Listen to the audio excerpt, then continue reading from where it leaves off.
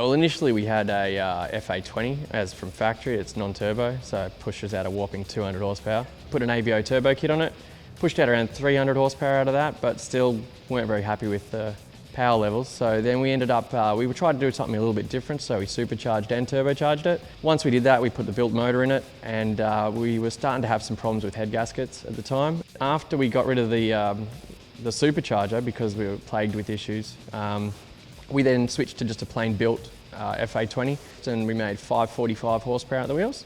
It was fun to drive, but still, it just wasn't really where we wanted to be. Well, we wanted to do something that was a little bit out there, a little bit crazy, and we just knew that we weren't going to get there with the FA20. My idea of like something that's more appropriate amount of horsepower, I'm shooting for something around the 1-to-1. So 1 horsepower per kilogram. That's where I'd like to see it. So that equates to around 1,300 horsepower total.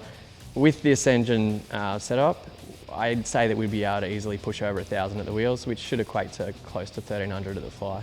Well, we looked at 2J engine choices for this, which is what everybody would assume that we'd go to. I mean, they're a brilliant engine, and to be honest, between that and the RB, I think they're the best sounding motors out there. I had an R34 GT-R at the time, which is absolute respect for the amount of grunt you can get out of those things. So GT Auto Garage is where I'm normally hanging out when we had the 35 GT-R, and I just watched car in, car out, 800 of the wheels all day, every day, not breaking down.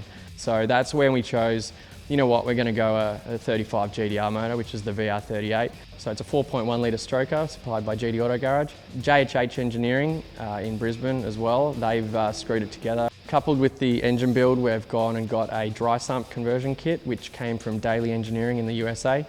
It's one of the only that's available that actually converts it to a rear-wheel drive. So we reduced the amount of height of the motor from about 18 centimetres we dropped off the height of the motor by the time we put that dry sump conversion, which is important because even now it's close to hitting the hood. Like, we can't put a strut brace on the car because of how tall this motor is. The intake manifold, you'll notice that's not a standard one, that's a Greddy item. The turbo kit that we've got is a HKS GT1000. So they're a counter-rotating turbo kit. If you look at them, they're completely symmetrical. Pushing this sort of power, we're going to be really on the edge as far as cooling. So we hit up PWR, who came to the party, and they came out, 3D rendered the front of the vehicle, and designed a intercooler and radiator package that joins together. They've created ducting between the two parts. Piping kit's all been done by Dave at GT Auto here, and it's pretty well artwork, and he's done the manifolds and such as well. From when it was an FA20, we went straight with Motec. I was going to say Motec Systems exhaust. So the ECU in it is actually the same ECU that was employed when we had the FA20.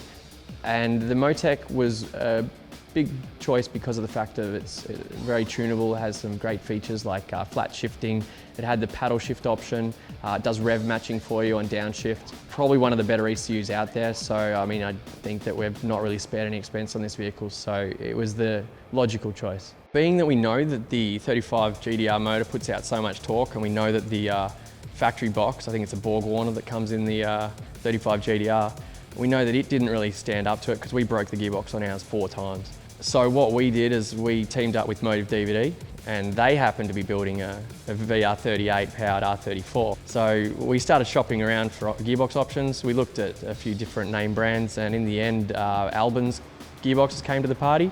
They make all the gearboxes out of the V8 supercars. So I figured that we can't go too far wrong with that. The gear changes I'm expecting to be extremely brutal.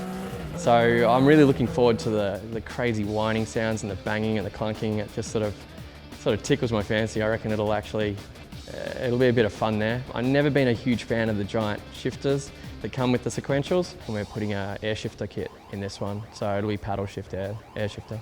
One of the large problems that we encountered is that the R35 GT-R actually runs a rear-mounted gearbox and a torque tube. So they don't have a clutch bolted straight to the back of the motor. They run a DCT setup. So it was a little bit awkward because nobody had actually really done a single clutch setup for an R35 that you could just buy off the shelf. So we hit up Direct Clutch, and they liaised directly with Albins, and then they came up with a solution that is only available for both the StreetFX car and the Motive DVD car, GUPS Power Cruise. 34 GT-R? Is that what it is? Yeah. Well, with this amount of power that we're going to be putting down, we needed to address the drivetrain aside from the gearbox. We know the gearbox will handle it, so we're getting a custom tail shaft, and we've hit up Full-Blown Motorsports in the States, and they've created an 8.8-inch diff out of a Mustang. Hopefully that doesn't result in me hitting any crowds. And hub conversion kit, so front and rear hub conversions are 5x114.3, so now we get a bigger selection of rims. And it's got a set of drive shaft shop axles that are rated to 1,000 horsepower. Yeah, well, before the VR conversion, the vehicle was already a fairly competent time attack setup. It had MCA suspension, it's got Racer X control arms, Cusco lower control arms, pretty much every arm, every bush, white line sway bars. There is not much factory options left on this vehicle. Some of the more obvious ones, obviously the Rocket Bunny wide body kit done by Cameron's Bodyworks. It was the first in the world done that was moulded into the panels. Then custom paint job, carbon bonnet, the Rocket Bunny wing, which is a ridiculously expensive option. I think the wing alone is $3,500. The GT-R with 1,000 horsepower is probably quite controllable. I'm expecting this is going to want to do U-turns quite consistently. So we thought that the smart option would be to go and put a nice serious roll cage in it. Neil Blake's Motorsport cage was available, which is in the Toyota 86 series. Cam's approved, so that means we know that we can pass any event that we wanted to, if we want to do world time attack or whatever we like. Okay, so when people probably ask what we're going to do with this car, it's lost a bit of its purpose. Like, it was originally supposed to be a mild time attack car. That went out the window quite a long time ago. So now we're looking at, we've been to TX2K a few years running, and the vehicles that go there are just insane. So we'd like to have this finished and take it over to TX2K next year in America. So we want to do a bit of roll racing, but we want to make sure it's street registered and street legal.